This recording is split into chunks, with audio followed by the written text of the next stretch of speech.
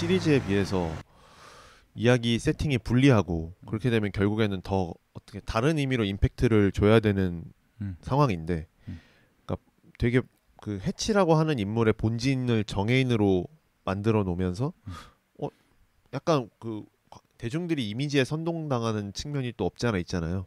그 지점을 또 건든 것 같아요. 캐스팅을 통해서. 그러니까 뭐 하다못해 이 해치보다 더 그냥 흉악한 실제 살인범들도 팬클럽이 만들어지고 이런 경우도 있었잖아요. 그동안. 아, 그렇죠. 네, 미국의 신수가 환한 분들은 맞아요. 미국도 그러니까, 그렇고 한국도 그렇고 그러니까 그런 지점들을 미묘하게 겨냥한 게 정해인 캐스팅이 아닌가. 그러니까 정해인이 실제로 그 마지막에 그 부비 트랩을 설정해 놓기 직전까지의 살인은 남들이 봤을 때 와 이건 정의구현이다라고 할 만하고, 만약에 이 사람의 실체가 공개됐을 때 막 더 열광할 그러니까 오히려 더 살인범에 더 많은 관심을 갖게 만들 만한 비주얼이잖아요. 그렇죠. 네, 실제로 만약에 정해인 같은 사람이 살인범이었다면. 그래서 감독이 그걸 통해서 다시 한번 대중들한테 사적 제재에 대한 물음을, 댓글이 이런 댓글이 달려. 근데 존잘이긴 함. 이런 댓글이 달릴 만한. 네. 그러니까 그 사람이 뭔가 호감이 되니까 그 사람의 어떤 정서에 대해서 내가 괜히 이해를 하려고 하고, 황정민이 말한 것처럼 착한 살인 나쁜 살인이 따로 없는데 그 사람의 살인만 괜히 의미와 서사를 부여해주고 싶고. 사실 근데 그 장면에서 좀 살짝 저는 머릿속에 그 현숙 님의 노래가 떠올라서 혼자 피식 터지긴 했는데요. 뭐 어떤 노래가? 그 좋은 남자 나쁜 남자 따로 있나, 남자가 맞나? 하여튼 그 노래 있어요. 그게 그렇게 생각나서 좀 조금. 근데 그 대사는 좀 별로이지 않았나? 별로라고 생각하는데. 직설적이긴 했는데. 그 대사는 솔직히 좀 별로였어요. 그러니까 좋은 살인 나쁜 살인 따로 있냐? 근데 그 대사를 넣지 않고서는 영화의 어떤 메시지를 보여주기가 좀 어렵지 않았을까? 그런 류의 대사가 뭐 꼭 그 대사가 아니더라도 필요하긴 했었죠. 그렇죠. 메시지를 이제 전달하기 위해서 대사를 집어 넣어서 이제 디렉션을 확실히 주기 위해서 이제 그렇게 좀 뭐랄까요, 직설적인 대사를. 그러니까 설득이 됐냐는 또 다른 사실 근데 문제긴 한데, 그런 말을 안 할 것 같은 느낌인데 현장감이 좀 떨어진다라고 느껴서 좀 웃겼던 것 같아. 응? 그러면서 갑자기 이제 핀트가 나가니까 현숙님의 노래도 생각이 나고. 그렇죠. 네, 그렇게 된 것 같아요. 그러니까 너무 좀 자기적으로 보일 수도 있으니까. 왜냐하면 계속 그 전까지 해치가 죽인 사람들은 우리가 생각했을 때 죽일 만한 놈들이네라고 생각하는데, 무기력한 경찰의 대표라고 하는 사람이 뭐 좋은 살인 나쁜 살인 따로 있냐고 하니까 되게 거기서 뭐라 그럴까, 경찰이 할 수 있는 게 저것뿐이야? 뭐 이렇게 생각이 들 수도 있는 거죠. 이거 약간 좀 개념 추상적인 질문이잖아요. 약간 철학적인 질문 이런 거잖아요. 네네. 근데 그런 거는 사실 현장에 있는 사람들은 그런 질문 안 하죠. 그걸 놓고 이제 뭐 이론을 공부하시는 분들이 할 수는 있는데, 학자랄지 뭐 이런 분들이 이런 고민을 할 수 있다고 생각하는데, 현장에 있는 분들은 그런, 그러니까 속으로는 머릿속에서 좋은 살인이 좋은 나쁜 살인 따로 있나 머릿속으로 고민을 할 수 있어도 입 밖으로 내뱉는 건 좀 자기적이라는 생각을 했죠. 근데 아마 이제 그 동료 경찰들만을 향해서 했던 얘기는 아닐 것 같아요. 그러니까 왜냐면 주변에 이제 모여 있는 사람들을 겨냥한 발언이기도 할 텐데. 이제 원래는 의도는 그거가 확실히 나오죠. 그 주변에 찍고 있는 사람들에게 하고 있는 얘기라고 보여주죠. 네네. 그래놓고 그러니까 시선을 돌려서 그냥 동료들한테 뭐하라 하는 척. 그렇죠. 하는 거였지. 그래요. 하여튼 정해인 마스크가 저는 상당히 좋았던 게, 일단은 잘생긴 얼굴의 범죄자가 주는 어떤 양면성을 더 생각해 볼 수 있는 마스크인 것도 맞고, 그리고 되게 비열한 연기 잘하더라고요. 그렇죠. 그 눈빛이나 그다음에 형님 하면서 막 이렇게 하는 그 형님이 여러 가지 톤이 있는데 그 쎄한 느낌. 네네네. 그렇죠. 그러니까 쎄하게 형들을 이제 이용하는 그런 형님 이런 말투 있잖아요. 그것도 잘 살린 것 같아요. 그 목소리가 좋은데 그 목소리도 잘 그거를 이제 저렇게 살짝 톤을 틀면 저런 분위기도 나는구나 해서 연기는 상당히 잘한다. 그렇죠. 생각이 들었어요. 그러니까 그 남산 액션씬에서 해치 잡았습니다 막 하잖아요. 근데 그 부분이 이제 이전까지의 박선우 형사는 되게 차분하고 침착하게 일을 해결하는 사람인데 그 해치에 대해서만 유달리 약간 알러지 반응이 있는데 그 반응을 되게 상징적으로 보여준 대사가 돼가지고 되게 거기서 이제 황정민이 잡긴 잡았는데 뭔가 느낌이 이상하다라는 표정을 짓거든요. 그렇죠. 근데 아마 관객들도 그때 좀 비슷하게 느꼈을 것 같아요. 일부러 튀게 톤을 잡은 거잖아요. 네네. 근데 그게 되게 적중했던 거 같아요. 네네. 그러니까 오히려 더 이 사람의 어떤 뭐라 그럴까 좀 사이코패스스러운 느낌을 더 잘 표현하지 않았나. 예. 저는 이제 그래서 정해인의 평가를 이제 한 단계 올리기로 했습니다. 사실은 그냥 되게 잘생긴 배우, 이렇게 달콤한 배우라고 예, 주로 생각을 했거든요. 지금도 사실 엄마 친구 아들이라는 그렇죠. 드라마가 또 잘 되고 있는데 우리가 생각하는 정해인의 이미지는 사실 그런 거였는데 요런 다크한 연기도 잘하네. 그렇죠. 그러면 이제 임시완급으로 올릴 수 있다라는 생각이 들고. 정해인 임시완이 또 최근에 한 예능을 같이 찍은 적도 있는데. 둘이 여행 가는. 맞아. 작년인가 뭐 재작년인가 같은.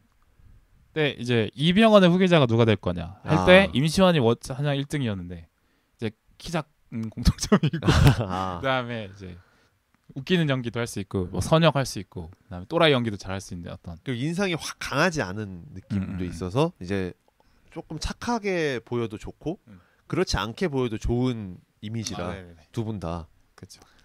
근데 정해인 배우도 이제 그런 느낌으로 좀 갈 수 있지 않나. 저는 이제 포스트 이병헌을 사실 임시완만 생각하고 있었는데 정해인도 같이 올려놓을 수 있을 것 같아요. 네. 그 무표정 했을 때 그 특유의 냉한 느낌이 있다고 생각이 들거든요. 맞아. DP에서도 그렇고 약간 그 뭔가 좀 시크하고 염세적인 느낌. 맞아. 네, 그 느낌도 괜찮아서. 둘 다 상당히 양면성을 표현 가능한 얼굴들이라는 게 네네. 상당히 좋아 보입니다. 그래요. 기대를 해보고요. 예. 지켜보도록 하죠. 그럴 때는 뻔한 멘트가 참 좋아요. 네, 역시 그냥 방금 되게 약간 월클 표정까지 좀 이렇게 동반돼가지고 애매하면 근해 공식 넣는 거예요. 네. 헷갈리면 근해 공식 넣는 거예요. 네, 그렇죠. 예. 네. 근해 공식 뭐죠? 네? 2A 분의 뭐 마이너스 B. 여기서 한번 절어줘야 재밌지만 해줘야 재밌지. 어쨌든 정해인 마스크 좋았다는 말씀 드렸고. 네. 제가 근데 보다 보니까 이게 사적제세 너무 신떡밥인데 이 얘기를 또 했을까? 라는 생각을 했거든요. 저는 보다 보니까 사적제세 얘기하는 게 아니구나 생각이 저는 두 번째 보면서 딱 들었어요. 그러니까 정확히는 사적 제재만 얘기하는 건 아니구나. 저는 사적제재 자체도 되게 그냥 떡밥이라고 봐요. 저는 그렇게 생각합니다. 그러니까 이 영화의 본질은 거기에 아닌 다른 곳에 있다고. 저는 정해인이 하는 게 오라 아니야를 생각하는 영화라고 많이들 생각하시는 것 같은데 저는 그거 아니라고 봅니다. 그렇죠. 그것조차도 이 질문으로 가기 위한 단계라고 저는 생각하거든요. 저는 왜 이 생각을 했냐면 저는 그냥 이거는 이 영화의 메인 빌런은 사실은 이제 정해인도 아니고 정의부장도 아니고 만식이도 아니고 정만식도 아니고 만식이라는 표현 좀 죄송합니다. 되게 거기 나온 캐릭터처럼 이야기하셔가지고 만식이라는 이름이 좀 캐릭터성이 좀 있다 보니까 죄송합니다. 그건 아니고 저는 그냥 이거는 스마트폰에 대한 고발 영화라고 생각을 했어요. 저는. 그러니까 스마트폰이 담고 있는 여러 가지 기능들이 있는데 영상을 보는 기능이 있고 그다음에 카메라 기능이 대표적으로 있는데 그거에 대한 고발이라는 생각이 들더라고요. 그러니까 해치가 등장하는 것도 정의부장이 등장하는 것도 결국에는 스마트폰이 있기 때문에 등장하는 거 아니냐. 그리고 그 스마트폰을 보면서 해치와 정의부장을 부추기는 대중들의 심리가 있기 때문에 이 사단이 벌어지는 거 아니냐라고 고발하는 것 같다고 생각했거든요. 네네. 그래서 이 영화의 메인 빌런은 사실 이 스마트폰 뒤에 숨어 있는 대중들의 심리. 그렇죠. 라고 저는 생각했어요. 그래서 정확한 타겟이 없는 거죠. 그렇죠. 그러니까 관객이 그거죠. 그러니까 관객이 사실 대중과 동치되는 부분이 있으니까. 그렇죠. 그러면은 이제 이 영화의 빌런은 사실 관객 너네야 라고 얘기하는 거 아닐까라고 좀 도발적으로 근데 다만 이제 그걸 노골적으로 얘기할 수 없다 보니 그걸 결국에는 또 해치나 어떤 다른 주변의 인물들로 풀어낼 수밖에 없는데 그게 이제 이 영화의 저는 한계였다고 느껴요. 그러니까 이게 대중 영화를 표방하니까 대중을 비난할 수는 없잖아요, 사실. 아니 비난한다고 저는 생각하는데. 그러니까 비난했지만 사실 어떤 그러니까 비난까지는 아니고 형체를 선명하게 해서 만들지 못했잖아요. 그러니까 비난까지는 아닌 것 같고 어때요? 좀 반성해야 될 부분이 있지 않아요? 라고 그렇죠. 말하는 것 같은 느낌이거든요. 그렇죠. 근데 그걸 좀 더 직설적으로 짚어줬어야 되지 않나 싶어요. 직설적으로 많이 나와요. 댓글들이 그렇죠. 영화 화면에 뜨잖아요. 그러니까 폭주적 그 잡는 슈퍼주적을 이제 차로 치는 그 유튜브 화면을, 그러니까 이 영화가 사실 스마트폰 화면을 스크린에 많이 띄우는데, 네네. 그 보면은 이제 거기 항상 댓글들이 많이 뜨는데, 그렇죠. 그러니까 댓글들이 사실 그 대중을 상징하는 거잖아요. 대중들의 어떤 폭력적인 심리, 그 뒤에 숨어서 폭력성을 마음껏 드러내고 있는 그 거잖아요. 사실 근데 그것 때문에 해치가 생기고 정의부정이 미치듯 날뛰는 거라고 볼 수 있잖아요. 뭐 후원하는 금액 같은 것도 적나라하게 표시가 되는데, 그러니까 유튜브 그 라이브 화면을 상당히 많이 활용해서 영화에서 활용을 하는데, 그거는 이미 적나라하게 저는 이 메시지를 던지고 있다. 비판하고자 하는 대상을 어떤 한 명의 캐릭터로 만들지 않았지만 시각적으로는 분명히 보여주고 있다라고 생각했어요. 근데 동의하십니까? 저도 뭐 일부분 동의하죠. 그러니까, 일부 동의하지 않는 부분은 어떤 게? 그러니까 저는 좀 과하다. 뭐 너무 그러니까 약간 이거를 되게 더 저는 직설적으로 다뤄줬으면 어땠을까라는 생각을 했어요. 그런 지점들을. 그러니까 어떻게? 그게 어떻게 보면 약간 이제 댓글 다는 사람을 막 한 명 막 찍어 막 그 변칙이잖아요, 일종의. 그러니까 그게 어떤 뭐 약간 딱 직접적으로 누군가를 지정했다기보다는 약간 이렇게 싹싹 보여주는 거잖아요. 그게 댓글 스마트폰 댓글이라던가 아니면 그렇죠. 그 막 살인마를 그 인도하는 과정에서 막 그 현장에 막 수많은 몰려있는 인파들, 이 사람이 경찰이 어떤 일을 하고 있는가는 궁금해하지 않고 이 살인마를 뭐 직접 보고 싶다, 또는 유튜버들이 어떻게 족칠까를 만 생각하는 그런 시민들이 막 아수라장이 되는 장면이 나오잖아요. 그런 장면들을 통해서 보여주고 있다고 생각하는데, 결국에는 이제 마지막으로 갈수록 결국에는 황정민 대 정해인 구도로 몰리니까 그러니까 대중들을 좀 더 냉정하게 저격했으면 더 어땠을까라는 생각이 좀 더 들어요. 이런 의도가 만약에 맞다면, 네. 제가 해석한 게 맞다면. 네. 근데 그럴 수 없었다고 저는 생각을 해요. 왜냐하면 나는 재밌게 영화를 보러 들어갔는데 내가 혼나고 나오는 느낌을 주고 싶진 않았던 것 같아요. 그러니까 대중도 잘못이 맞죠. 왜냐하면 지금 어떤 사적 제재를 그래요. 부추기는 대상 중에 하나가 뭐 유튜버가 뭐 혼자 그런 걸 부추길 수는 없잖아요. 그 유튜버를 후원하거나 어떤 유튜버를 지지하는 사람들이 있었기 때문에 맞아. 그런 유튜버들이 활개를 치는 건데, 그런 사람들에 대해서 직접적으로 막 어떻게 정밀 타격한다기보다는 그렇게 약간 형식적 측면으로 애둘러서 좀 표현을 하고 있는 거라. 근데 그렇게 맞긴 한데 조금 더 통렬하게 가려고 했었다면 조금 더 직접적인 무언가가 필요하지 않나. 제가 이제 메인 빌런이 스마트폰이다라고 네네. 주장하고 있잖아요. 근데 그 박선호와 황정민 관계만 이렇게 놓고 해치를 잡는 과정만 놓고 봤을 때는 그래도 스마트폰 얘기 갑자기 왜 나오지? 라고 생각할 수 있어요. 저도 첫 번째 봤을 땐 그랬어요. 근데 두 번째 봤을 때 확실해진 게, 그러니까 메인 스토리와 그 황정민 아들 우진이 플롯이 좀 뜬다고 생각했거든요. 송우진의 그 아들의 학교폭력 플롯이 왜 있을까? 이 서브 플롯이 왜 있을까? 사실 좀 안 맞는다고 생각했는데 1편 그 메인 이야기와 이게 필요한가? 없어도 잘 진행될 것 같은데? 라고 생각했거든요. 근데 생각해보니까 이 우진이 이야기가 굳이 들어간 이유를 생각해보면, 거기 보면 이제 우진이가 이제 그 우진이 폭력당하는 장면이 이제 영상으로 찍히고, 그다음에 애들이 그걸 SNS에 올리고, 그다음에 마지막 그 박선호와 서도철의 그 대치 장면에서도 이제 그걸 영상으로 계속 보잖아요. 서도철도 계속 영상을 보면서 뭔가를 하고 있죠. 그러니까 여기서 딱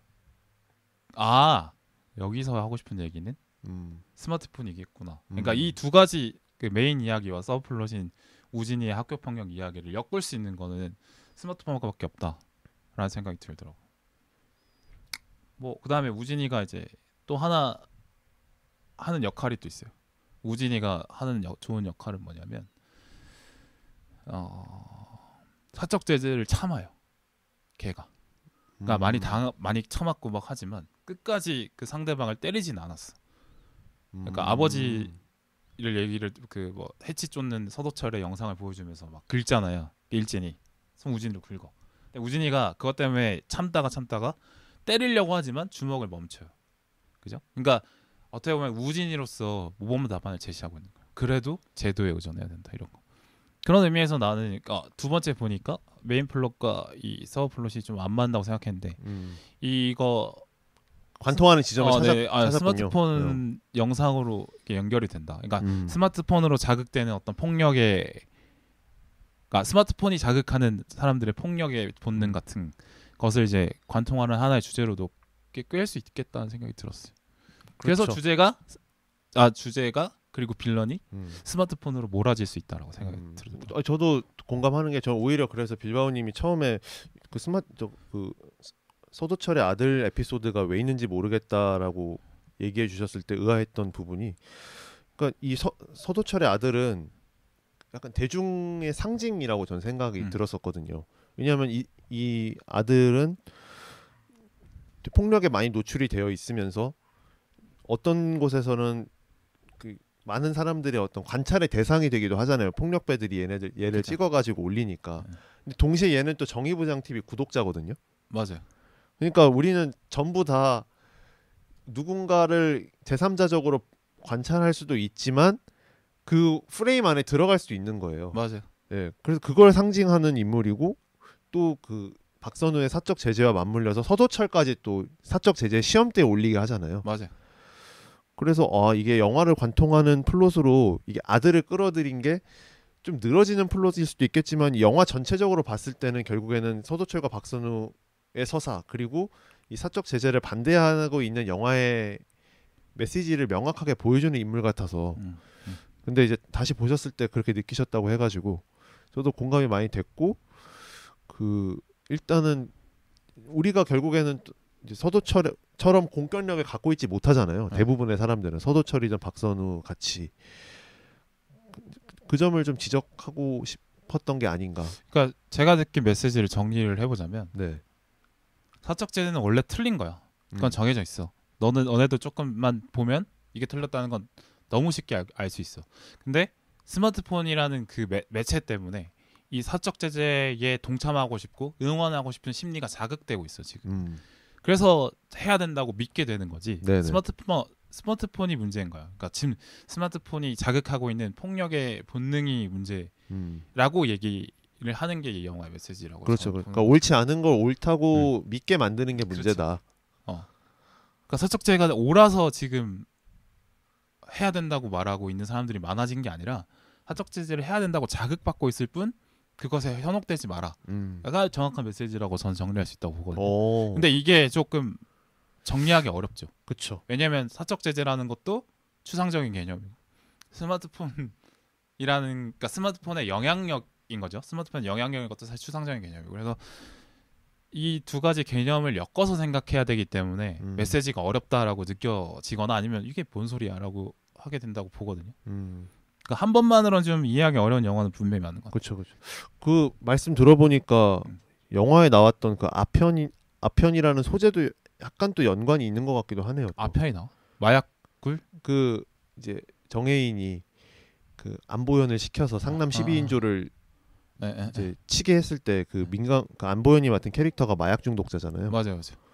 근데 이제 이 사람이 그 해치의 조종을 받고 결국에는, 그러니까 자기 의지로 복수를 한 게 아니라 마약에 취해 있는 상황에서 해치가 내가 너의 복수를 대신 해줄 테니까 내가 시키는 대로 해라고 해서 그 오토바이 12인조를 친 거잖아요. 그러니까 그것도 어떻게 보면 그 대중심리에 현혹된, 그 원래는 하지 말아야 할 사적 제재를 한 케이스잖아요. 민강훈의 케이스가. 맞아. 그래서 그 그 사람이 아편 중독자라고 하는 설정이 어떻게 보면은 또 그런, 그 우리가 사적 제재를 하면 안 되는데 해야 된다고 그 믿는 심리를 좀 빗댄 게 아닌가. 그렇죠. 예. 그런 생각이 또 갑자기 드네요. 사적 제재를 하게 됐을 때 민강원처럼 인생이 조져질 수 있다. 그렇죠. 라는 케이스로 보여줄 수도 있죠. 그러니까 우리가 그런 거에 대해서 별 생각이 없을 때 또 민강훈처럼 조종 받을 수도 있는 거고. 네. 그래요. 그래서 제가 내린 결론은 이제 스마트폰으로 인해서 자극받고 있는 폭력의 본능과, 그리고 그거를 이제 그거에 현혹됐다는 걸 깨닫지 못하고 막 후원하고 있고 막 이런 그쵸. 사람들에 대한 비판이라고 저는 봤습니다. 그러니까 어떻게 보면 이제 정의부장도 정혜인도 그냥 스마트폰에 지배를 받는 사람인 거죠. 그러니까 스마트폰으로 발생된 그 구조 안에서 이제 자기가 막 영웅이 되는, 영웅으로 만들어지는 그 과정에 미친 거잖아요. 그러니까 정혜인도 해치도 마찬가지고 정의부장도 마찬가지고 자기가 이제 뭔가 심판자가 된 듯한 그 심판자로 믿게 만들어주는 건 후원해주고 댓글 쓰는 사람들이니까 대중들이죠. 네. 그러니까 이 사람 얘도 어떻게 보면 이제 휩쓸린 거지. 그 거대한 어떤 시류에. 그런. 근데 그렇죠. 이 여기서 막 후원하고 댓글 쓰는 사람도 영상을 보면서 자극을 받으니까 이걸 그렇죠. 하는 거잖아요. 네네. 그럼 결국에는 이제 메인 빌런은 이걸 다 연결해주고 있는 스마트폰이다 이렇게 생각합니다. 네네. 그렇습니다. 그래서 근데 저는 이렇게 봤는데 사실은 계속 이제 보면 뭐 저는 요새 스레드를 많이 하는데 저 스레드 많이 반복. 네, 빌바오 무비 치시면 스레드 네. 열심히 하고 있으니까 네, 많이 방문해 주시고. 어쨌든 거기 보면은 이제 베테랑 나 재미없는데 이런 것들 보면은 다분 약간 이런 1차원적으로 머무는 경우들이 좀 있더라고요. 영화 해석이. 근데 제가 볼 때는 이쪽이 맞지 않나라고. 그러니까 1편에 비해서 플롯이 되게 다층화됐는데 1편의 플롯을 생각하고 가니까 그러니까 어떻게 보면 그렇게 보신 분들은 좀 맛을 덜 느낀 게 아닌가 싶어요. 그러니까 영화가 전달하고자 하는 맛이 꽤 많은데 막 통쾌한 맛 하나만 생각하고 가니까 거기에서 오는 괴리 때문에 좀 영화를 부정적으로 보신 걸 수도 있다. 아 나는 저기 자몽소다 시켰는데 네. 왜 10전대부탕 나오냐며 네, 그쵸, 이렇게 그쵸. 할 수 있는 거죠. 그래서 이제 이거는 이 제품의 설명과 다르지 않냐. 네. 환불해 달라라는 심리랑 뭐 그래서 할 수 있는 얘기라고 물론 생각합니다. 좀 늘어지는 지점도 있긴 하지만 뭐 그렇다고 해서 막 무지하게 재미없다 이런 느낌은 또 아니어가지고. 아 그럼요. 사실 이 해치와 정의부장 TV라고 하는 새로운 수법을 설명하기 위해서 초반부는 좀 많이 장황하긴 하죠. 네. 초중반부는. 맞아. 그러니까 황정민과 오달수의 대사를 통해서 이 살인범이 왜 이런 구조를 띠나를 너무 많이 설명을 하니까 좀 설명적이긴 한데 그럼에도 불구하고 영화가 다층적으로 이걸 녹여내려고 하는 단순히 어떤 정의구현 살인마를 경찰이 제재하는 게 아니라 더 많은 게 있다라는 걸 보여주려고 한 건데. 근데 약간 그 정혜인이 진짜 빌런이었다라는 그 어떻게 보면 반전 요소인데 그 반전으로 가기 위해서 정만식이 나쁜 놈이다. 라는 쪽으로 좀 몰아가잖아요. 초반 30분, 40분 정만식 죽기 전까지. 그러니까 정만식은 좀 더 노골적으로 막 나쁜 그렇죠. 대사도 더 노골적이고. 빌런이 정만식인가? 이렇게 보게 만들면서 갑자기 탁 변하면서 이제 영화가 딱 지향치게 되고 이런 거라서 저는 늘어진 느낌은 좀 없었어요. 저는 뭐 좋았다고 생각. 그냥 유승환 너무 빠돌이인가. 아니 근데 좋게 보실 수도 있다고. 저는 영화가 뭐 그러니까 좀 오락적인 재미나 어떤 뭔가 완급 조절의 측면에서는 좀 아쉬워서 그렇지 못 만든 영화는 아니었다고 생각해요. 그래요. 네, 류승환의 뭐 어떤 분은 류승환의 내리막 이런 얘기 하시는데 뭐 한 편 갖고 내리막이냐라는 생각도 들고. 그러니까 그런 평가들이 많아요. 뭐 류승환 뭐 이제 집에 가라 뭐 이런 그런 것까지 그동안 만든 건 뭔데? 그러니까 너무한 거 아닌가 싶기도 하고. 그러니까 또 뭐 그런 분도 있었어. 유승환은 메시지 너무 망한다라고 얘기하시는 분도 있었는데 유승환은 항상 메시지를 넣어왔는데 넣은 적이 없는데. 그러니까 메시지를 항상 넣어왔는데 너무 편의주의적인 비평이 아닌가 싶고 그런 생각을 했습니다. 그런 게 많이 있습니다. 저는 그래서 말씀하신 것처럼 이 영화의 어떤 빌런적 측면을 좀 다각도로 보시면 더 재밌을 수 있다. 영화가. 그러니까 영화가 단순하게 보지 않으면 충분히 재밌을 만한 영화다. 그렇죠. 네. 그래서 이제 결론적으로 얘기를 하면 이제 유튜브 그만 보자 뭐 이런 얘기라고 볼 수 있겠습니다. 유튜브 그만 보고 팟캐스트 들어라. 라고 볼 수 있겠다. 유튜브가 이렇게 위험하니까. 다음 편에 해치가 팟캐스트 쓰면 어떡해요? 팟캐스트로 근데 이게 범죄 장면을 보여줬어요. 시각적인 자극이 없으니까. 그럼요. 그만큼 자극되지 않고 좀 차분해질 수 있어요. 그렇죠. 팟캐스트는. 네, 그렇죠. 그런 의미로 먹방이 다시 부흥할 수 있다. 네. 유튜브도 팟캐스트 중심으로 좀 개편돼야 되지 않나? 아, 그럼요. 임급동에 팟캐스트도 좀 많이 올려주고. 진짜로 지금 탄소 배출량을 줄여야 되는 점에서도 사실은 그렇죠. 팟캐스트가 미래다. 그렇죠. 미디어도 사실 탄소 저감에 좀 동참을 해야 되거든요. 그렇죠. 근데 비주얼이 들어가는 그 유튜브는 전력 소비량이 늘고, 그렇죠. 그다음에 디스플레이 또 이제 수명이 더 다르지 않겠습니까? 디스플레이 만드는 것도 전기를 생산하는 것도 그렇죠. 다 탄소인데. 그렇죠. 그런 면에서 팟캐스트는 사실 뭐 달아봤자 비건 유튜브. 그렇죠. 달아봤자 이어폰이 달지. 그렇죠. 그래서 뭐라 치면 탄소 저감 시대에 이번 여름 너무 더웠잖아요. 지구를 지키기 위해서는 팟캐스트가 미래다 이런 얘기를 또 할 수 있을 것 같습니다. 그래서 어디형 좀 많이 들어주시고 온난화를 막아주시면 좋겠다. 그렇죠. 그리고 인스타그램 많이 하지 마시고 스레드 하시는 게 더 좋은 게 인스타그램 또 이미지가 많다 보니까 용량 또 화면 발열이 또 많아요. 맞아요. 용량도- 용량의 문제도 있고. 그렇죠. 그럼 충전 또 해야 되죠. 그렇죠. 디스플레이 또 수명이 빨리 닳아요 또. 근데 스레드는 이제 글자기 때문에 그렇죠. 차분하다. 여러분의 데이터도 보존해드리고. 그럼 좋지. 또 데이터 또 막 주고 발생하고 이런 것도 다 이제 공유기에도 전력이 들어가고. 그렇죠. 데이터 그 쏴주는 그 송전탑 이런 데서 다 석탄 탄소가- 써서 하는 건데. 예 맞습니다. 네 맞아요. 네. 베테랑이 이렇게 친환경적 영화인 줄은 몰랐네요. 그렇죠. 예. 친환경적인 영화다. 네네. 그런 식으로. 조만간 그린피스가 추천해주기를 강력하게 빌어봅니다. 아까.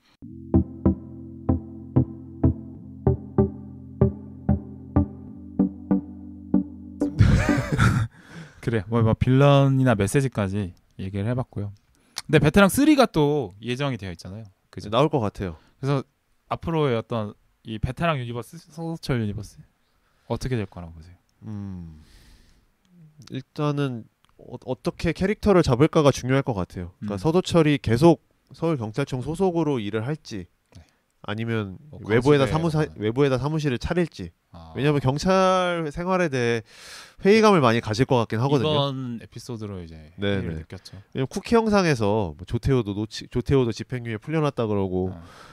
결국에는 그 박선우도 호송차에서 탈주해가지고 그러니까. 공권력에서 내가 아무리 생고생을 해봐야 단죄가 안 되는데 네.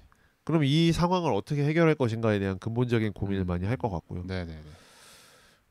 그렇게 되면 또 경찰도 많이 자존심이 상해 있으니까 나름의 자구책을 낼 텐데 그렇죠. 그럼 또 새로운 인물을 투입을 시킬 텐데 어떤 인물이 들어올까 뭐 그런 생각도 들고 네네.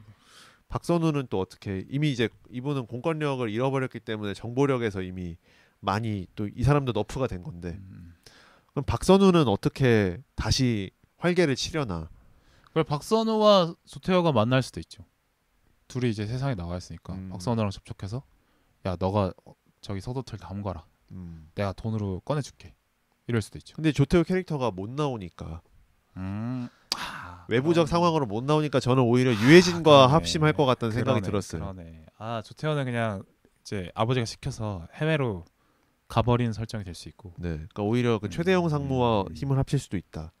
그렇죠. 그러니까 류승환 감독이 뭐 1편에서 나왔던 중요한 인물이 3편에 또 나올 수도 있다. 뭐 이런 얘기를 하시더라고요. 그리고 저는 되게 좋았던 게 1편과 2편이 되게 그 인물이 똑같은 인물이 이제 또 나오면서 연결이 되는 게 되게 많아서 그렇죠. 좋더라고요. 맞아요. 그게 아마 3편에서도 할 수도 있다.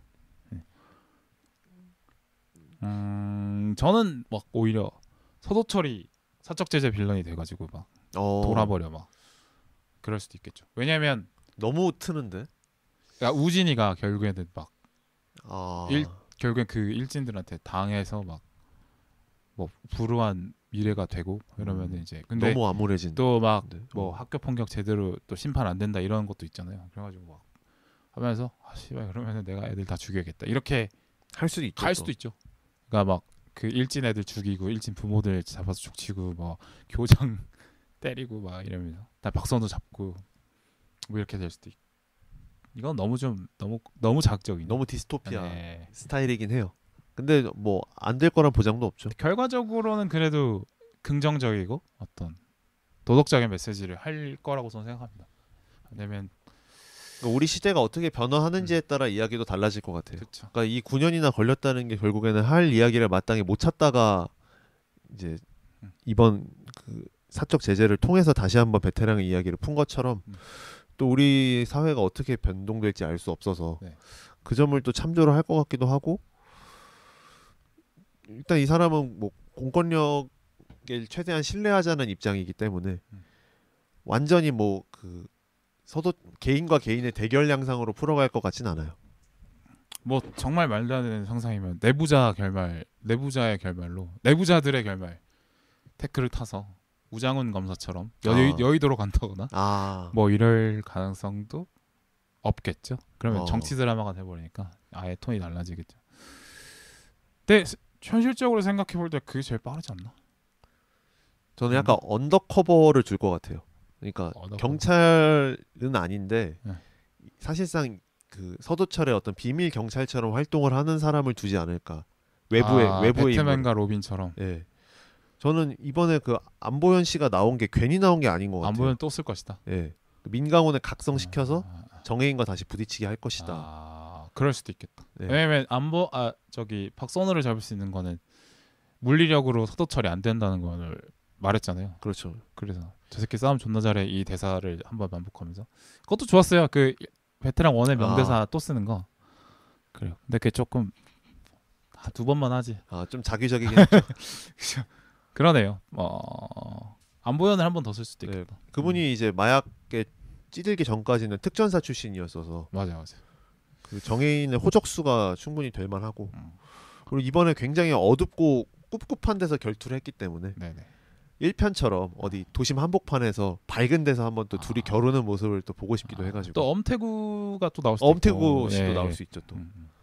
1편에서 이제 그 부당하게 주태호한테 해고된, 팔꺾임 네. 당한 발목 꺾임 당한 경호원을 엄태구 씨도 나올 수 있을 것 같아요. 그래요. 그런데 이제 우리가 지금 1차원적으로 그냥 짧게 생각해 본 수준이잖아요. 근데 유승환 감독이라면 더 깊고 복잡한 그림을 그려놨을 것이라고 저는 믿고 있습니다. 그렇죠. 그리고 이렇게 인물 중심으로 생각하지 않으실 것 같고 네네. 어떤 이야기를 하려나 그리고 네네. 그 이야기에 필요한 인물이 무언가 이렇게 접근을 하실 것 같아서 결국에는 어떤 메시지를 던지고 싶은가로 또 네네. 비교될 것 같습니다. 우리 사회가 어떻게 변모할지에 달려 있는 것 같아요. 베테랑 3편은. 그리고 베테랑 2편의 흥행 성적에 또 달려 있겠죠. 근데 3편이 나오는 거는 뭐 확정적이죠. 지금 뭐 500만이 넘었고 오늘 하면 600만 되지 않을까? 근데 일단 1편이 1,300만이 찍었기 때문에 내부에서는 아마 최소 예측치는 최소 1,000만일 거라고 잡고 봐요. 있다? 예. 그래도 500만이 넘었는데 뭐 당연히 호소편 나오죠. 500만인데. 근데 보통 이제 1편 흥행 성적을 많이 고려를 하니까요. 예. 1편이 너무 튀는 거죠, 사실. 그런 거를 좀 할 수도 있나? 그래, 어쨌든 3편은 나온다고 하니까. 네네. 네, 뭐 너무 길지 않았으면 좋겠고요. 텀이. 좋겠고. 이왕 얘기 나온 게 이제 유승환 감독에 대한 지적들이 사실 저도 많이 접했는데 너무 이제 교조적이다. 메시지를 너무 많이 넣는다. 가르치려 든다. 이런 게 나는 불편하다. 나는 영화 그냥 유쾌하게 보고 싶은데 항상 이제 뭔가 메시지를 던져서 뭔가 나를 좀 계몽하려고 한다. 이런 비판도 있더라고요. 그럼 베테랑 한 번 더 보세요. 아니 그렇잖아. 아니 베테랑도 이분 사실 스타일이 이게 아닌데. 계몽적인데. 근데 베테랑도. 근데 본인이 지금 약간 이걸 이렇게 말하시는 분들이 베테랑 1편을 더 좋게 봤기 때문에 이런 얘기를 하시는 거라고 그렇죠. 베테랑과 전제를 비교해서 해보면 네네네. 그럼 베테랑을 한 번 더 보시는 게 왜냐면 이분은 이런 스타일이 애초부터 아닌데 그러니까 이분도 교조적인 걸 싫어하지만 어찌됐든 그래도 영화 안에서 하고 싶은 이야기는 선명하게 드러내는 분인데 이분의 그렇죠. 어떤 전체적인 스타일 자체를 그러니까 이 영화에 대한 비판이 아니라 이분 스타일 자체가 문제다라고 하는 거는 좀 과잉지적이지 않나 싶어서. 아니면은 유승환 감독의 작품을 다 안 보고 그럴 수도 있죠. 예. 그러니까 뭐 다까지 안 보더라도 한 4편만 봐도 그 흐름은 알 수 있는데. 그래. 뭐 어쨌든 근데 메시지 과하게 들어가는 게 싫다라고 얘기하는 분도 분명히 있어요. 그럴 수 있죠. 영화는 그냥 예. 좀 상품이고 유쾌했으면 좋겠다. 뭐 이렇게 생각하는 분들 많거든요. 근데 또 천만 영화들 생각해 보면 마냥 오락적인 영화만 1000만을 달성한 것도 아니거든요. 천만 영화 보면 그쵸 메시지 강한 영화들 많죠. 뭐 최근에 서울의 봄이나 뭐 서울의 봄. 파미오더 같은 경우도 변호인도 그렇고. 나름의 메시지를 그 안에 넣으려고 했거든요. 그렇죠. 그러니까 이게 결국에는 자기 취향과 재미의 문제인데 그걸 괜히 메시지에 탓을 하는 거라고 봐요. 그러니까 저는. 메시지 넣는 거는 안 된다라고 얘기하는 게 아니라 거보다는 메시지가 마음에 안 든다라는 게 솔직한 표현일 수 있고 그런 비판하는 분들에게. 그러니까 저는 이런 얘기 하고 싶은데 메시지 넣는 게 사실 잘못이 아니라 그렇죠. 메시지를 넣기 위해서 작품의 질이 떨어졌을 때를 문제를 삼으면 되지. 작품의 질과 메시지를 같이 가져간 어떤 성과에 대해서 근데 메시지 들어왔으니까 안 돼라고 얘기하는 거는 잘못된 거죠. 그렇죠. 작품의 질이 선행했을 때 메시지가 들어가는 거는 전혀 문제가 될 거 없다. 그렇죠. 그리고 오히려 메시지가 없이 달리는 것도 영화의 웃기는 구심점을 좀 사실 떨어뜨리는 어렵죠. 거죠. 그 메시지 없는 그냥 그러면 또 그렇게 비판할 수도 있어요. 메시지 없는 그냥 킬링 타임용 영화라고. 또 킬링 타임용 영화도 메시지가 있는 건데 어떻게 있죠. 보면. 어떻게 보면 근데 메시지가 없는 게 사실 불가능한 게 그렇죠. 서사의 형태를 띠고 있으면 그러니까 어쨌든 뭔가의 메시지는 나오고 일 수밖에 없어. 아니 뭐 착하게 살자는 메시지가 아닌 거야? 네, 그렇죠. 그러니까요. 그러니까 뭐 이런 비유를 하면 맞는지 모르겠습니다만 음식을 먹으면 배변이 되는 건 아, 너무 그렇죠. 당연한 이치인 네. 것처럼 그러니까 중요한 그러니까 사람들의 이야기가 있고 일정 시간 이상 사람들의 이야기가 진행됐으면 메시지가 나온 거는 너무 당연한 거다. 아, 나는 그냥 맛있게만 먹고 싶은데 왜 똥이 나오냐 이런 거네요. 그렇죠. 지금 그러니까 이분들의 저는 지적은 이렇게 그런 생각해요. 그런 지적인 네, 거네요. 너무 그러니까. 아, 음식이 혀에만 이렇게 달달하고 삼킬 때 즐거우면 되지 왜 똥이 나오냐고 그러니까 도대체. 몸에 다 흡수가 안 되고 그렇다고 이제 메시지의 가치가 이제 뭐 불필요한 어떤 그러니까요. 제가 말하는 거는 원인과 결과처럼 그러니까 선후 결과처럼 당연히 이야기가 있으면 메시지가 나오는 게 똑같다는 거지. 뭐 메시지라는 것이 사실 똥처럼 아, 그렇죠. 뭐 불필요한 생산물이다 이런 얘기를 하는 건 아닙니다. 어쨌든 그것처럼 당연한 얘기다라는 비유가 이제 즉흥적으로 생각하다 네, 보면 좀 더 이제 좀 직관적인 네, 비유를 하다 보니 네, 그런 또 건데. 우승강박의 하나라고 생각하시고 네, 또 아무튼 저는 그렇게 봐요. 예. 그럼 그리고 너무 스트레스 받지 않으셔도 되는 게 그걸 뭐 류승환을 지적하지 말고 본인이 맞는 다른 작품을 보면 되잖아요. 그런 것도 있고 아니면 유승환의 네. 메시지가 왜 틀렸는가를 논박하셔도 되죠. 어. 유승환의 메시지가 이런 식으로 도출이 되는데 이 논리에는 뭐가 문제점이 있고 이걸로 도출되는 이 메시지는 아니다. 그냥 이거는 논리적이지 못하고 메시지에 영화를 집어넣은 꼴이 된 것 같다라고 비판을 하시면 되죠. 만약에 메시지가 틀렸다고 생각하시면. 근데 그런 것까지 어떤 수고는 하고 싶지 않은 경우도 그 정도의 있을 시간을 안 들이고 싶으니까 그냥 류승환 가르치려 드네 이러고 끝내버리는 건데. 그러니까 그것도 그 좀... 꽃무새론과 비슷해진 거죠. 네. 내 마음에 안 들면 꼰대 이렇게 얘기해보면 힝 너 꼰대임 이유는 잘 모르겠음. 그냥 내 뭐 마음에 안 듦 이렇게라고 느껴질 수밖에 네, 없다. 그런 건 조금 뭐라 그럴까 이제 관객 문화를 발전시키지 못하는 의견들이라 아쉽죠. 그러니까 우리가 영화를 보고서 영화에 대해서 어떤 의견을 좀 더 키워놔야 이 영화도 같이 생명력이 부여되는 건데. 네, 맞습니다. 그거는 좀 뭔가 단선적이라. 예. 그래요. 저는 근데 뭐랄까 이 영화라는 게 메시지를 항상 전달하려고 노력은 해야 된다라고. 아, 그럼요. 생각을 합니다. 그러니까 뭐 여기에 지금 베테랑 2에 사실 요즘에 같이 언급이 많이 되는 영화가 범죄도시 시리즈나 범죄도시 1은 빼고 2까지도 괜찮았어. 내가 볼 때 범죄도시 3, 4 나 아니면 무도실무관이 차라리 더 재밌는 것 같다 라고 얘기하는 경우들이 있거든요. 베테랑 2를 보면서 진짜 비교가 많이 되는데 저 같은 경우는 어떻게 생각하냐면 다 가치가 있는 영화라고 생각합니다. 그러니까 그렇죠. 가치 없는 영화는 범죄도시 3, 4나 무도실무관은 그냥 그 영화관 안에서 즐기기 위한 어떤 목적을 갖고 만들어진 영화라고 생각하고 저는 그 수준을 달성하는 좋은 영화라고 생각해요. 충분히 재미를 느낄 수 있는 만한 요소들을 많이 넣었어요. 뭐 액션 씬이랄지 액션의 쾌감이랄지 뭐 주인공의 매력이랄지 뭐 유쾌함이랄지 영화 보는데 시간 가는 데는 전혀 문제가 없는 재밌는 영화 상품으로서의 역할을 충분히 해낸 영화라고 생각합니다. 그런데 영화라면 어떻게 보면 영화는 이제 상품과 예술 사이에 혹은 두 가지 성격을 동시에 띠는 매체잖아요. 그렇죠. 그러면 예술의 경지, 그러니까 상품을 넘어선 그 어떤 가치를 도달하는 것에 대해서 도전을 하는 거라고 저는 생각해요. 그러니까 범죄도시나 무도실명가처럼 이렇게 재밌게만 만들고 메시지는 조금 약하게 해도 괜찮은 영화지만, 근데 그 이상 메시지를 전달하기 위해서 노력을 할 수 있다. 할 수 있으면 해야 된다고 생각합니다. 저는. 특히나 뭐 유승환 감독 정도의 어떤 커리어가 훌륭하고 또 실력이 있는 사람이라면 저는 그렇게 하는 게 맞다라고 저는 보거든요. 그리고 메시지를 넣기 위해서 좀 더 고차원적인 방식을 풀어야 되는 건데 메시지를 넣으려면. 근데 그 과정에서 영화가 더 탄탄해지고 재미있어질 수 있다라고 생각을 해서 뭐 물론 범죄도시나 무도실무관이나 베테랑 2가 가는 길은 달라서 동일선상에 넣는 뭐 경찰이 이제 메인 주제라고 해서 뭐 비교를 해볼 수도 있지만 가는 길이 다르니까 서로 존중해주는 게 맞다고 생각하고, 그러면서도 메시지를 넣는 것에 대한 어떤 노력은 항상 해야 되잖아요. 그렇죠.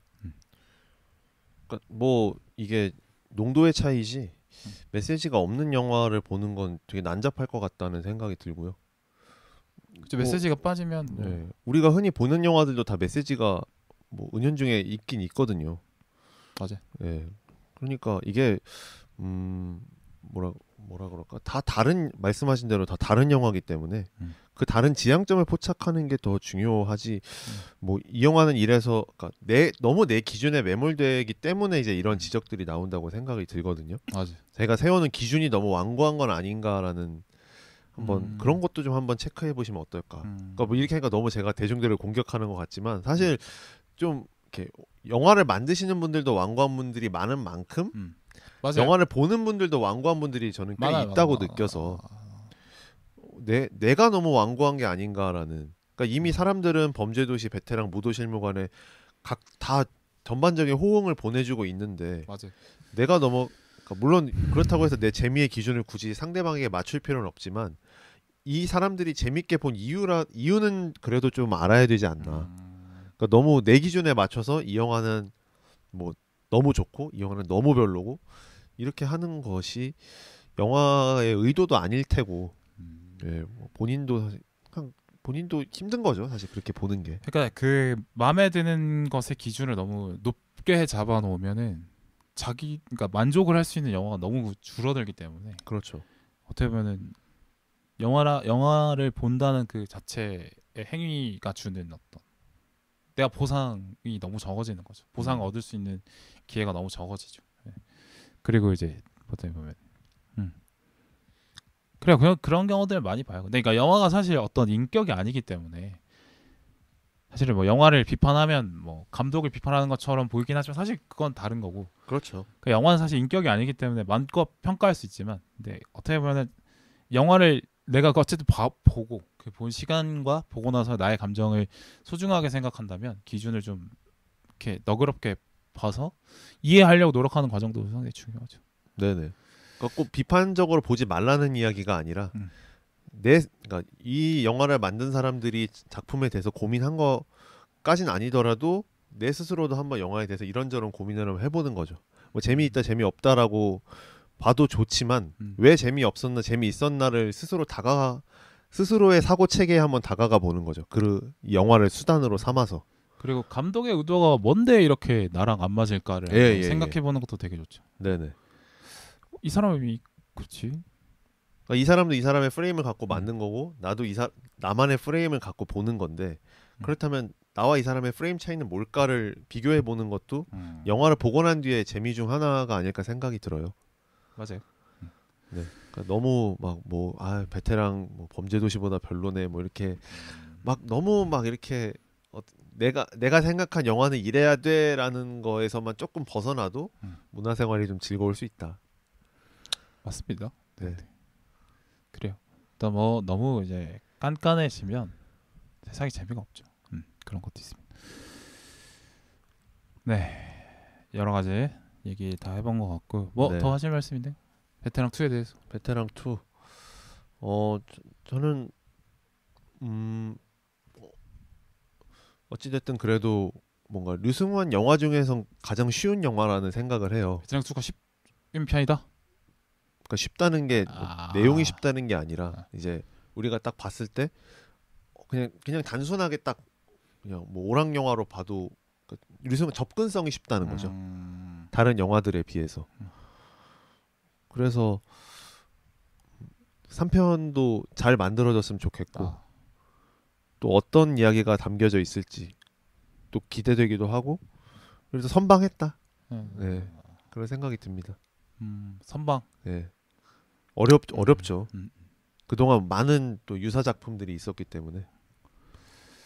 저는 뭐 유승환 감독에 대한 얘기를 좀 더 하고 싶은데 이 사람의 부담이 많이 느껴진 것 같아. 그러니까 베테랑 1을 넘어야 되고 베테랑 1에 따라 나온 경찰 영화들과 차별점을 둬야 된다는 어떤 어려운 과제가 있었고, 네. 근데 그 자신의 도전 과제를 쉽게 가져갈 수 있는데, 그러니까 도전 난이도를 낮출 수도 있는데 낮추지 않고 끝까지 도전한 결과가 보였고, 그 유승환의 각본을 보면 정말 이 사람이 태고의 태고, 고민의 고민이 한 게 느껴지거든요. 그게 디테일에서 나타나고 보면, 그러니까 여러 번 볼수록 다른 면이 보이는 거 자체가 이제 유승환 각본의 특징이라고 생각하는데, 역시 유승환은 성실하게 그 치열한 고민과 이런 것들을 놓치지 않고 끝까지 하려고 했다, 그런 게 보이는 각본이었다고 저는 생각하고, 그래서 저는 오히려 더 좋았어요. 그래서 그런 어떤 용기, 예, 높은 단계를 포기하지 않는 그런 용기, 그리고 어느 정도 평균 이상 해냈다고 저는 생각을 하고 그래서 좋은 것 같고 앞으로도 제가 더 재밌게 응원하는 감독이 될 거라고 저는 생각합니다. 그러니까 원래 우리 그 후속편을 물론 많은 감독들이 그렇지만 후속편이 우리나라에서 잘 안 나오잖아요. 그런데도 후속편을 만들었다는 건 이유가 있었을 것 같고. 네네네. 네. 그래서 3편도 또 우리가 생각하는 것처럼 뭐 1, 2편과는 또 다른 느낌이 될 수도 있을 것 같아요. 그래서 그런 이유로. 그래요. 네. 그리고 항상 이 유승환 영화를 보면 되게 치열하고 어두운 면도 있고 막 한데 막상 이제 결과적으로 이 사람이 어떤 그림을 보고 있느냐를 한번 추적해 보면 더 좋은 세상이 됐으면 좋겠다라는 마음이 깔려 있거든요. 그렇죠. 그러니까 모가디슈도 보면 사실 이제 결국에는 이제 좀 더 나아가 보자라는 거잖아요. 뭐 그렇죠. 그 밀수도 어떻게 보면은 이제 별다른 어떤 범죄 소동극으로 볼 수 있지만 어떤 여성들의 연대라는 가치에 대해서 한번 생각해보는 이런 게 또 있고 해서 여러 가지 항상 이 사람은 좋은 세상이 됐으면 좋겠고 그거에 대한 어떤 방법이 뭘까, 이상의 문제는 뭘까 고민해보는 감독이라고 생각이 들어서 저는 여전히 또 만족하고 좋게 봤습니다. 그래요. 뭐 여기까지 하면 될 것 같습니다. 고생했고요. 그다음에 저희가 이제 새로 준비한 게 있죠. 기획이 있죠. 예, 새로 예고를 한번 잠깐 해보자면, 네네. 우리 이제 익무 빠돌이, 익무 죽돌이. 아니, 내가 놀릴 때 하는 얘기고. 예. 그러니까 좀 영화를 많이 보기도 하지만 또 영화 어떤 영화 드라마가 언제 나오고 하는지에 대해서도 좀 관심이 많아서 그 요새는 컨텐츠들이 워낙 생명력이 짧다 보니까 맞아요. 너무 빨리 지나가잖아요. 그래서 우리가 좀 지나가 가지고 이런 작품들이 있었나 싶은 작품들을 좀 발굴해 보는 네, 그런 코너를 좀 가져보려고 합니다. 네네. 이거는 또 보면은 우리 제가 맨날 놀리지만 그 이분 선생님이 어릴 때부터 축적되어온 그 수많은 영화 기사들을 꾸준히 탐독해오면서 만들어놓는 데이터베이스가 상당한 사람이고 또 영화 정보를 되게 꾸준히 수집하는 사람이라서 그게 좀 아깝다는 생각이 들어서 기획 같이 그러니까 요걸 한번 만들어보자 라고 얘기를 한 거고. 예, 빌바오님이 아이디어를 주셨고 영화 정보에 대한 여러 가지 전반적인 어떤 테마를 정해놓고 얘기를 할 생각입니다. 그리고 저는 사실 영화를 가지고 방송을 만들지만 물론 영화 정보에 관심이 별로 없어서 영화제가 뭔데, 뭐 영화관 어디가 좋은데 이런 거 언제 개봉 뭐 하는데 이런 거 관심 별로 없는 편이라 개봉하면 보면 되지 이런 편이고 영화관 뭐 웬만하면 가까운 데 가지 이런 편이라 제가 못 채워지는 부분을 이분이가 채워줄 수 있다는 생각이 들어서 준비를 해봤고 아마 이제 파일은 따로 떼서 나갈 예정입니다. 네, 바로 같이 올릴 거니까 들어보시고 반응 보여주시면 또 개선해서 더 좋아지고 이렇게 하면 되죠. 네. 그래서 많은 피드백 주십시오. 제목은 뭘로 할까요? 제목은 제가 정해봤는데 이분의 컨텐츠 크리에이션에서 큐레이븐으로 정했습니다. 큐레이븐. 네. 제목 나는 안 정했을 줄 알고 당황하는 걸 보고 싶었는데 미리 정해놨네요. 코너 주셨는데 그 정도는 짜와야죠. 아무리 그래도. 그래. 좋습니다. 저한테 약간 테리토리를 주신 건데. 너의 영역. 네, 그렇죠. 큐레이븐 괜찮은 것 같은데? 네, 그렇죠. 저도 지금 괜찮다고 생각했습니다. 그래, 지금 배가 고프거든요. 예. 그래서 일단 끊어보고 어쨌든 베테랑 일단은 여기까지 하도록 하겠습니다. 네, 수고하셨습니다. 이제 시간 38분. 오케이, 좋네.